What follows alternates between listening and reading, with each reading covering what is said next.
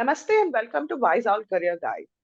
Today we have Mr. Raghav once again with us, sharing his second half of the career journey after Air Force. Namaste, sir. Welcome. Thank you so much, Neha. Thank you so much for again calling me, inviting me on this beautiful platform. So, sir, after you left your Air Force career, what was the next step that you took? Okay. Let me answer this question. And before that, let us set the foreground. That is, uh, basically, I left Air Force for settling down because there Okay, will be postings, transfers every after 3 years. And I had my kids who were passing 10th. So we face okay, problem or defense guys face problem only when the kids complete their 12th. So then they go to okay, graduation. So that's where I thought that it will be nice for me to get released from Air Force and try my luck in civil area. I okay. did my MA in English literature and then did MPhil from CIFL Hyderabad and was wanting to get into teaching. Okay. Okay, and which did not happen. So I Mhm. I incidentally or let us say accidentally got into sales and marketing, which went on 10 years smoothly with a lot of growth and a lot of success. Okay. So, from administration to sales and marketing, how was the experience? Yeah, this is beautiful thing we should share with everybody who is listening our interview is that see uh, there are no doors closed if you don't try opening it. Right. Doors are closed if you don't knock. So I was totally into accounts and administration in Air Force, and Hmm. when this fall on my head, that is sales and marketing, the guy who was interviewing me said, "Did you understand the task?" I said, "Not at all. I don't understand this." So he said, "I also don't understand. Let us learn together." Oh, which, wow. which was actually a lie, or let us say incorrect statement, because he was into marketing and he was from IIT Kanpur and HCL and those things. So Okay. I started that, and it went on well, and I can say really well for around 10 years Mhm. plus. Okay. So then why the shift from marketing into counseling, sir? Yeah, that's again beautiful question. See, as I said, Neha, that I did my MA and MPhil in English literature, so I was wanting to get into teaching, which somehow Okay. did not happen. The basic reason was I came to settle at Bangalore, and if you want to take up a language, you must know the local language also to teach that language. Absolutely. So Yes. I never had any idea of Kannada language those days in Okay. 1997. Later I had learned, and now I know a little bit. I can speak, I can understand, and things like that. So because of that, I did not get the chance of getting into teaching. But the teaching was there inside. Okay. One. Second thing, being from Air Force, I thought the country has given me a lot. Country had groomed me. Country has given me a salary. Country is giving me all the facilities after I got out of Air Force, that is pension and all other things. So let me just think about how do I contribute to the society at least 5-10% of what I got back. So that is how I thought that I will get into counseling. Okay. So is there a formal training that you've done for counseling? No, I did not do. What happened is Hmm. after at least 10 years in the sales and marketing and good growth and things like that, and when my elder son got service after finishing his BE and things like that, I thought, where are you going? What are you moving? So this is shift that your question number two's answer also will come here. Then I thought, you were supposed to be a teacher, you were supposed to be with the students. What happened? So then I put my CV onto Naukri.com and I got a job of center manager in an institute called Okay. Base Educational Services, which was premier institute of coaching for NEET and JE those days. Now there are a Okay. lot. So it is they who trained me. It is the Okay. base guys, or let me say, Mr. BG Purushottam, who was my boss, whom I was reporting to. He said, "Are you not interested in counseling?" I said, "I am very much interested in counseling too." He said, "No problem. Let us keep walking, and we would do that." So I took around Okay. 1 year time, and it was Mhm. not a training sort. It was keep working and keep learning kind. That's all. Okay. More of a on-job training. On job training. Okay.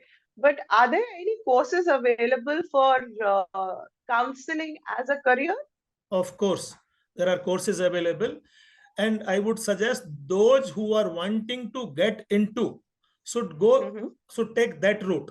So let me first say that counseling is the best area where you can do services to the community or society and also earn after Air Force.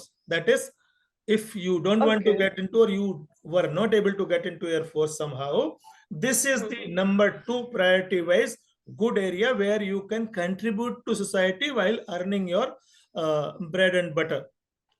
So, Okay. what is that uh, area of education which you should get into after doing plus two? You should get Mm-hmm. into graduation. This graduation is available in both areas, that is science stream as well as humanities stream. You should take Okay. up a subject called psychology. So you can take physics, chemistry, psychology, or you can take anything. I am saying you should take a subject called psychology, which gives you which opens the doors about counseling. Further, you can do diplomas in child counseling, child mind mapping, or career counseling, or student mentoring. And there are so many areas where which you can do diplomas of Okay. formal and informal both. But BSc with psychology, or BCom with psychology would open all the doors for doing counseling. Okay. So, and sir, what are the kind of jobs available? Okay, now incidentally, I have been into educational field, and Right. the guys whom I have been interacting for, let us say, last 15 years, most of us think that this counseling is career counseling for which the area is only education. No, it's not like that.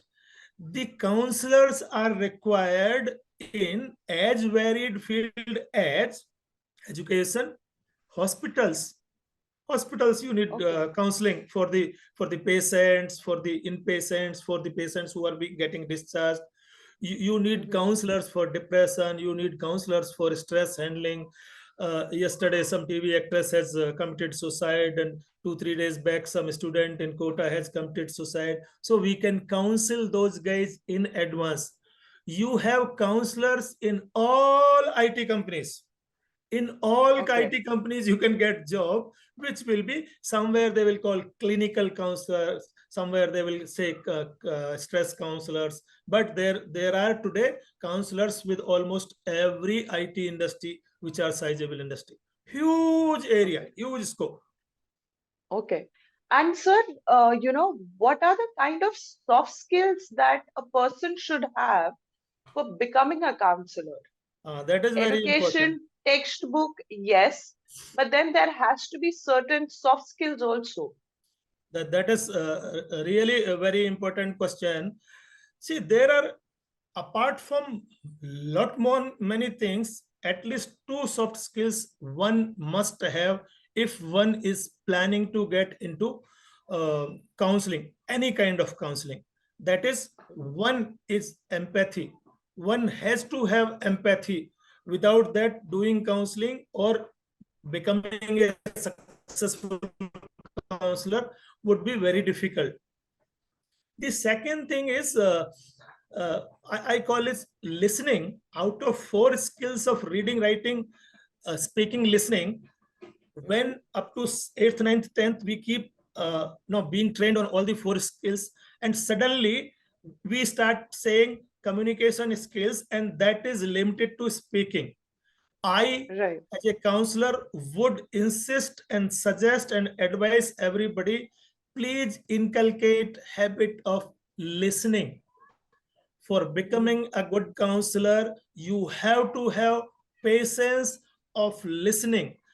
Half, actually, I would say 60% of the issue the individual is having, stress, depression, this, that, and all that, would be sorted out only by listening.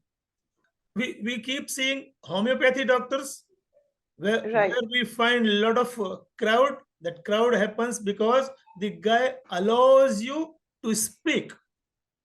So the listening and empathy are two biggest tools or soft skills for becoming a good counselor. Okay. And sir, if I were to ask you one tip for people who are planning to get into counseling as a career, for them to be successful, what would be that one tip? One is listening. uh, Right. Work on this. This will help you not only for becoming good counselor, but also for becoming a good human being. And only a good human being can do counseling of somebody else. That is one. The second thing is, please try to go slow. Control Okay. your speed. Don't try to think that, okay, I am meeting this or I am doing this, in next 5 minutes I will solve. No, you will have to go very slow. Have empathy. Okay. Have empathy in your personality itself. Everything will take its own place. All right. Thank you so much for joining us today, sir, and sharing your experience with us. Well, Thank you. welcome Neha, welcome. Thank you so much for inviting me on this beautiful platform. So that was Mr. Raghav sharing with us his journey after his Air Force career. And as he said, that it's not necessary that, right from the beginning you get into the field that you want to. What is important is being persistent, keeping that dream alive inside you, and finding avenues to get into what you really want to do. And to be a counselor, the two things that he mentioned was listening and empathy. I think anybody who's planning a career into counseling or coaching has to remember this. There is no, third thing which is as important as these two. If you have any questions, do write to us in comments below and we'll get back to you. Also, do like, share, and subscribe the channel. Thank you.